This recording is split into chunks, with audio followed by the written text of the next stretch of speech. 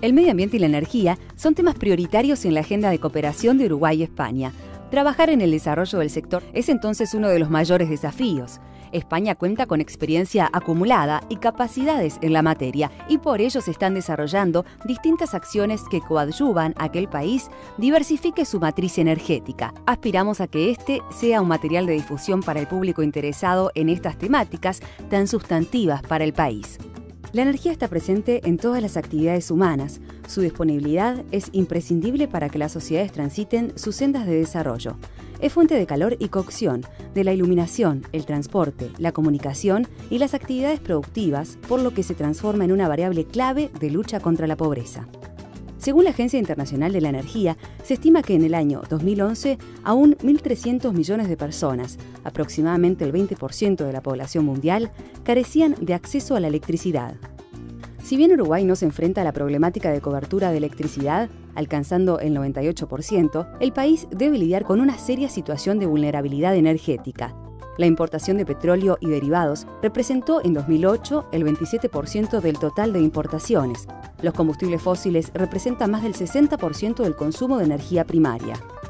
Uruguay es un país sin ninguno de los recursos tradicionales del sector energético mundial. No tenemos reservas probadas ni de petróleo, ni de gas, ni de carbón, que en el mundo representan más del 85% de la energía que se consume. Ninguna de esas las tenemos en Uruguay.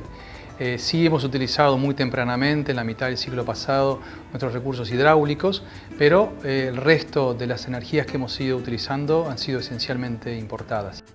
Otro de los factores de vulnerabilidad propia del sector se debe al peso de las hidroeléctricas en un contexto de cambio climático. El abastecimiento de electricidad, digamos, dentro de la matriz energética del país es muy importante su relación con los recursos hídricos. Es decir, en la medida que el cambio climático implica cambios y modificaciones en los regímenes de los ríos, en los regímenes de todas las escorrentías superficiales, los periodos de sequía nos generan situaciones de angustia en la generación eléctrica, los periodos de abundancia nos dan, como en este momento, por ejemplo, un surplus importante de energía.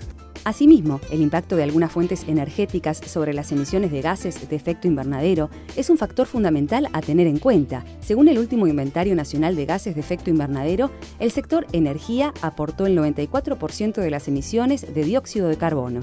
Aquellas fuentes que son no renovables de origen fósil, nosotros tenemos un fuerte componente de emisiones de gases de efecto invernadero. Después, bueno, tenemos también lo que son impactos localizados. Si pensamos en lo que es un parque automotor en una ciudad, lo que son el consumo de distintos tipos de combustibles va a producir distinto tipo de afectaciones a nivel local. En un contexto de crecimiento económico, donde se proyecta un aumento de la demanda de consumo energético, la soberanía energética nacional se transforma en uno de los principales temas de agenda y requiere pensar en forma urgente en una política que contemple el corto y largo plazo. En el año 2008, después de 2 primeros años de análisis profundo y de ensayar algunas estrategias, se define una política energética de largo plazo, 25 años hacia el futuro, por primera vez en la historia de nuestro país. Hoy tenemos una política de largo plazo, con alto consenso político y también alto consenso social. Uno de los pilares de la política energética en Uruguay es el desarrollo de fuentes renovables. España ha hecho una gran apuesta en apoyar el desarrollo del sector energético en Uruguay, en particular la política 2005-2030. Asimismo, uno de los elementos fundamentales para que apoyemos este tipo de acciones es que países que han transitado por estas políticas de desarrollo del sector de energías renovables, en general desarrollan las capacidades locales, impulsan a la economía nacional. Y esto en países de renta media son fundamentales para la cooperación española. Uno de los primeros apoyos de España a Uruguay en materia de energías renovables fue la condonación de deuda por $10 millones para la instalación del parque eólico Sierra de los Caracoles. En particular, la energía eólica es tan importante en nuestro territorio que podemos suplir ampliamente varias veces toda nuestra demanda de electricidad con el potencial eólico existente. Naturalmente no podemos introducir más que un cierto porcentaje, dado que por la intermitencia de la energía eólica es difícilmente manejable. A pesar de eso, debido a la complementariedad que vamos a poder hacer con la energía hidráulica, podemos llegar a altísimos porcentajes de energía eólica muy superiores a los, por ejemplo, lo que sea en España, en Alemania o incluso en Dinamarca, debido justamente a que vamos a poder complementar la fuerte fuente eólica con la complementación hidráulica. Otra de las fuentes que Uruguay está impulsando es la biomasa, recurso energético que se origina a partir de cualquier tipo de materia orgánica de origen biológico. En el caso de la biomasa, tenemos un país agroindustrial, por lo tanto que genera residuos de alto contenido orgánico que pueden transformarse potencialmente en energía. Tenemos un vasto plan tanto para la transformación de residuos de forestales, de campo o de aserraderos, cáscara de arroz. Hoy tenemos ya el 80% de la cáscara de arroz se transforma en energía, una buena parte de los residuos forestales. Hay 9 emprendimientos energéticos funcionando, generando electricidad a partir de residuos de biomasa de diferentes tipos. Además del impulso de las fuentes renovables, otro de los pilares de la solución a la independencia energética radica en la importancia del uso eficiente de la energía. Tenemos por un lado lo que es la promoción de la utilización de equipos más eficientes, para lo cual nos ayuda todo el tema del ecoetiquetado. Y por otro lado tenemos también los conceptos que tienen que ver también con la educación de la población, que van hacia no utilización innecesaria. España acompaña la promoción de la eficiencia en el sector transporte, que consume la tercera parte de la energía primaria del país y es principal fuente de emisiones de dióxido de carbono.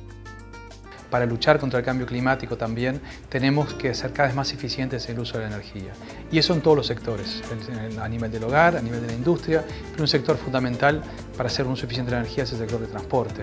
El transporte es un gran productor de gases de efecto invernadero, un gran consumidor de energía y por lo tanto el mandato ético allí ético y ambiental es mucho más importante que en otros sectores. En particular, una de las estrategias que está acompañando la cooperación española promueve un programa de formación de conducción eficiente con choferes del sector público, transportistas profesionales, conductores amateurs.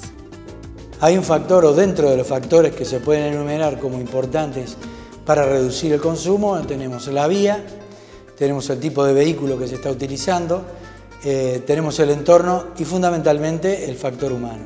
Apuntamos a un menor consumo si nosotros enseñamos a un conductor a utilizar adecuadamente las marchas, a bajar quizás las velocidades extremas que hay en algunos casos, topes en carretera e inclusive en ciudad. Y por otro lado, también evidentemente la utilización de estrategias como por ejemplo de los frenos, del mantenimiento vehicular, que es importantísimo, y a esto hay que adecuar. Otras acciones promovidas son la revisión del transporte colectivo en ciudades del interior del país y el estudio de los modos eléctricos colectivos en el transporte urbano. Todas estas acciones que amplían la participación de renovables en la matriz energética y promueven la eficiencia energética ya están teniendo impactos positivos en la generación y consumo, y todo indica que las metas planteadas al 2015 se estarán alcanzando e incluso superando, con una reducción importante en el costo medio anual de la energía. Mientras inicialmente se habían proyectado 500 megawatts de potencia instalada al 2015 proveniente de energía eólica, dado el éxito de las últimas licitaciones, se decidió duplicar la potencia a instalar. Similar escenario se presenta para el crecimiento de la participación del sector privado en la generación por biomasa, donde las centrales distribuidas a lo largo del país han mejorado su performance de manera sostenida, volcando cada vez mayores excedentes a la red.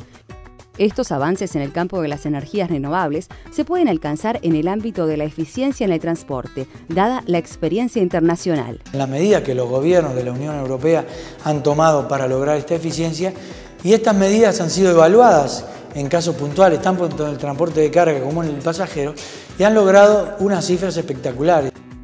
Con el camino recorrido y con los programas en marcha, la meta al 2015 es que las fuentes autóctonas renovables alcancen un 50% de la matriz energética primaria de abastecimiento. Si a esto le sumamos un cambio cultural que priorice el ahorro y la eficiencia, se podrá acompañar el desarrollo nacional con calidad, menor costo económico y sostenible impacto ambiental. Este camino, del camino energético, nos va a seguir llegando a lo largo de los próximos años, hasta llegar al menos hasta el año 2030, con la generación de capacidades, eventualmente exportando tecnologías de eficiencia energética. El Uruguay del año 2030, sin ninguna duda, desde el punto de vista energético, va a ser mucho más soberano que el que tenemos hoy, mucho más renovable, mucho más eficiente y esperemos mucho más barato. Esperamos que con estas acciones de difusión y el acompañamiento desde la cooperación se contribuya a lograr este Uruguay sostenible.